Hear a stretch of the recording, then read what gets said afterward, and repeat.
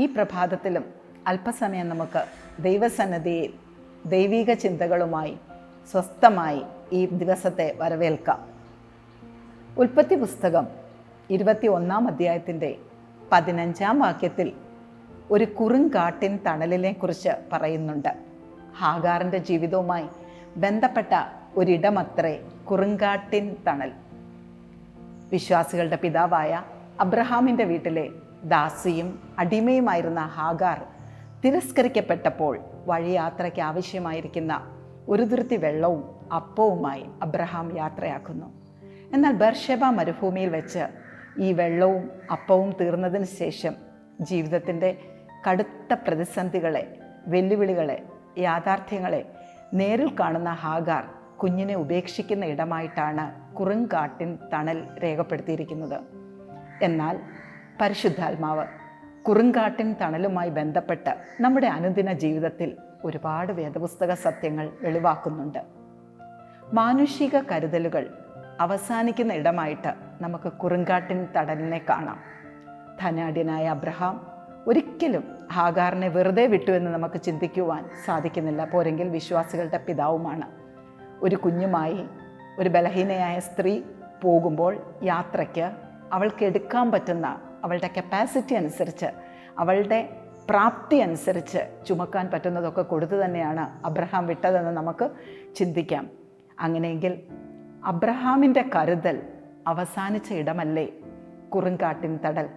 നമ്മുടെയൊക്കെയും ജീവിതത്തിൽ നാം പല ആവശ്യങ്ങൾക്കായിട്ട് ചേർന്ന് നിൽക്കുന്നവരെ, പിടിച്ചു നിൽക്കുന്ന വ്യക്തി ജീവിതങ്ങൾക്കൊക്കെ നമ്മളെ സഹായിക്കുന്നതിനും കരുതുന്നതിനും പോഷിപ്പിക്കുന്നതിനും ഒരു പരിധിയുണ്ട്, ഒരു പരിമിതിയുണ്ട്. ഈ പരിധി അവസാനിക്കുന്ന, അല്ലെങ്കിൽ അവരുടെ പോഷണം, അവരുടെ കരുതൽ അവസാനിക്കുന്ന ഇടമായിട്ട് നമുക്ക് കുറുങ്കാട്ടിൻ തണലിനെ വേദപുസ്തക അടിസ്ഥാനത്തിൽ ചിന്തിക്കുവാൻ സാധിക്കും. മറ്റൊരു സത്യം, വലിയ യാത്രയ്ക്കായിട്ട്, ദീർഘദൂര യാത്രയ്ക്കായിട്ട് അന്നേ നാളുകളിൽ വാഹന സൗകര്യങ്ങളൊന്നുമില്ലാതെ പോകുന്ന ആളുകൾക്ക് ചില കണക്കുകൂട്ടലുകളുണ്ട്. അവർക്ക് എടുക്കാൻ പറ്റുന്നിടത്തോളം വെള്ളവുമായിട്ട്, ദാഹജലവുമായിട്ട് അവർ പോകുമ്പോൾ അവർക്ക് മുൻ പരിചയം വെച്ചുകൊണ്ട് ഒരു കണക്കുകൂട്ടലുണ്ട്. ഇന്ന പട്ടണത്തിൽ ചെല്ലുമ്പോൾ, അല്ലെങ്കിൽ ഇന്ന ഇടത്ത് ചെല്ലുമ്പോൾ മറ്റൊരു കിണറുണ്ടാവും. അവിടെ നിന്ന് ഈ ഒഴിഞ്ഞ തുരുത്തി നിറച്ചുകൊണ്ട് അടുത്ത യാത്ര പോകാം. അങ്ങനെയെങ്കിൽ ഹാഗാറിൻ്റെ ജീവിതത്തിലും താൻ പോയ വഴികളിൽ എവിടെങ്കിലുമൊക്കെ ഈ കിണറുകളോ പട്ടണങ്ങളോ ഉണ്ടായിരിക്കാം. ബർഷേബ മരുഭൂമിയിൽ പ്രവേശിക്കുന്നതിന് മുമ്പ് തൻ്റെ കണ്ണിൽ നിന്ന് അത് എങ്ങനെയൊക്കെയോ മിസ്സായി പോകാൻ ഉള്ള സാധ്യതയുള്ളതായിട്ട് വേദപുസ്തക പണ്ഡിതന്മാർ അഭിപ്രായപ്പെടുന്നുണ്ട്. അങ്ങനെയെങ്കിൽ കുറുങ്കാട്ടിൻ തണലിന് നമുക്ക് മറ്റൊരു വിശേഷണം കൊടുക്കാം. മിസ്സിംഗ് ഓപ്പർച്യൂണിറ്റിയുടെ ഇടമല്ലേ കുറുങ്കാട്ടിൻ തണൽ? നമ്മുടെ അവസരങ്ങൾ നഷ്ടപ്പെട്ടതിൻ്റെ ചില ഫലങ്ങൾ, തിക്താനുഭവങ്ങൾ നാം അനുഭവിക്കുന്ന ഇടമായിട്ട് നമുക്ക് കുറുങ്കാട്ടിൻ തണലിനെ കാണാം. താൻ ഒരുപക്ഷെ പോയ വഴിയിൽ ഒരു കിണർ കണ്ടിരുന്നെങ്കിൽ ആ കിണറിൽ നിന്ന് ആവശ്യമായ ജലവുമായി മരുഭൂമിയിലേക്ക് പ്രവേശിക്കാമായിരുന്നു. അവസരങ്ങൾ നഷ്ടപ്പെടുന്ന ഒരിടമായി അതിനെ കാണാം. അടുത്തത്, ഇതൊരു ഉപേക്ഷണത്തിൻ്റെ ഇടമാണ്. കടുത്ത ജീവിത പ്രതിസന്ധി, കുഞ്ഞ് മരിക്കാൻ പോവുകയാണ്. കുഞ്ഞിന് മരണം തനിക്ക് കാണണ്ട എന്ന് വെച്ചുകൊണ്ട് കുഞ്ഞിനെ ഉപേക്ഷിക്കുന്ന ഒരിടമാണ് കുറുങ്കാട്ടിൻ തണൽ. നമ്മുടെ ജീവിതത്തിൽ ചില ഉദ്യമങ്ങൾ, ചില സ്വപ്നങ്ങൾ, ചില നമ്മുടെ പ്ലാൻസ്, ഇതൊക്കെ നമ്മൾ നിവൃത്തിയില്ലാതെ ഉപേക്ഷിക്കുന്ന സാഹചര്യങ്ങളെ നമ്മുടെ ജീവിതത്തിലെ കുറുങ്കാട്ടിൻ തണലായി നമുക്ക് കാണുവാനായിട്ട് സാധിക്കും. ജീവിതത്തിൽ താൻ നേരിടാൻ പോകുന്ന ഒരു യാഥാർത്ഥ്യം, അതായത് കുഞ്ഞിൻ്റെ മരണം, അതെനിക്ക് കാണണ്ട എന്ന് പറഞ്ഞ് ഒരൻപിൻപാട് ദൂരത്ത് താൻ എതിരേ ഇരുന്നു എന്ന് വേദപുസ്തകം രേഖപ്പെടുത്തുന്നു. അതായത് കുഞ്ഞ് കിടക്കുന്നത് കാണാതിരിക്കത്തക്കവണ്ണം താൻ എതിരെ തിരിഞ്ഞിരുന്നു. അങ്ങനെയെങ്കിൽ കുറുങ്കാട്ടിൻ തണലിനെ നമുക്ക് ജീവിത യാഥാർത്ഥ്യങ്ങളിൽ നിന്ന് ഓടി ഒളിക്കുന്ന ഒരിടമായിട്ട് പറയാം. ജീവിതത്തിലെ ചില പ്രതിസന്ധികളെ അഭിമുഖീകരിക്കുവാൻ ദൈവകൃപ ഇല്ലാതെ വരുമ്പോൾ, ദൈവശക്തി ചോർന്നു പോയി എന്ന് തോന്നുമ്പോൾ, നമ്മ നിസ്സഹായരായി എന്ന് തോന്നുമ്പോൾ, ആ യാഥാർത്ഥ്യങ്ങളിൽ നിന്ന് നാം ഓടി ഒളിക്കുന്ന ഇടമത്രേ കുറുങ്കാട്ടിൻ തണൽ. അങ്ങനെ രേഖപ്പെടുത്തിയിരിക്കുന്നതൊക്കെയും ചില നെഗറ്റീവ് പോയിൻറ്റ്സ് ആണെങ്കിൽ, യാഥാർത്ഥ്യങ്ങളിൽ നിന്ന് ഓടി ഒളിക്കുന്ന ഇടം, അവസരങ്ങൾ നഷ്ടപ്പെട്ട ഇടം, മാനുഷിക കരുതലുകൾ അവസാനിക്കുന്ന ഇടം, ജീവിത യാഥാർത്ഥ്യങ്ങളുടെ മുമ്പിൽ പരാജയപ്പെടുന്ന ഇടം.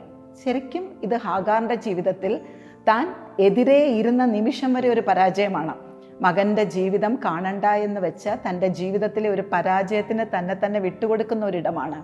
എന്നാൽ ഒരു പിടി നെഗറ്റീവുകൾ ഉള്ള കുറുങ്കാട്ടിൻ തണലിൽ ഒരൊറ്റ പോസിറ്റീവ് ഫാക്ടർ മതി ആ കുറുങ്കാട്ടിൻ തണലിൻ്റെ അവസ്ഥകളെ മനോഹരമാക്കുവാൻ, അത്ഭുതകരമായി മാറ്റുവാൻ.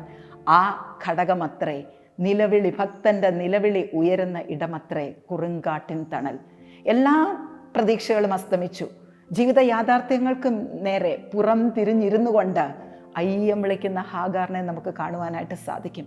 മരുഭൂമിയിൽ ദൈവത്തിൻ്റെ മുഖത്തേക്ക് നോക്കിക്കൊണ്ട് അതികഠിനമായി നിലവിളിക്കുന്ന ഹാഗാറിൻ്റെ ജീവിതത്തിലെ കുറുങ്കാട്ടിൻ തണൽ നിലവിളി ഉയരുന്ന ഒരിടമാണ്. ആ ഒരൊറ്റ നിലവിളിയിലാണ് അത്ഭുതത്തിൻ്റെ കലവറ അവിടെ തുറക്കപ്പെടുന്നത്.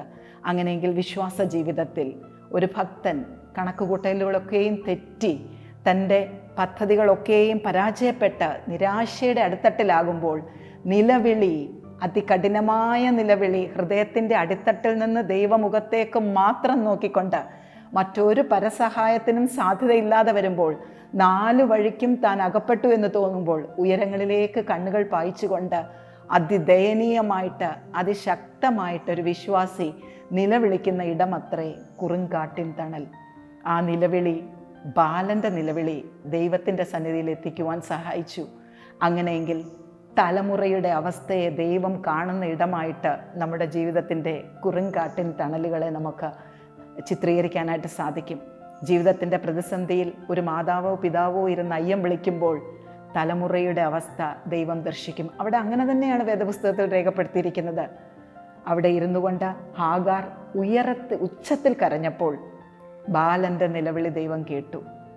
കുറുങ്കാട്ടിൻ തണലിന് മറ്റൊരു വിശേഷണവും കൂടെ വേദപുസ്തകാടിസ്ഥാനത്തിൽ നമുക്ക് നൽകുവാനായിട്ട് സാധിക്കും.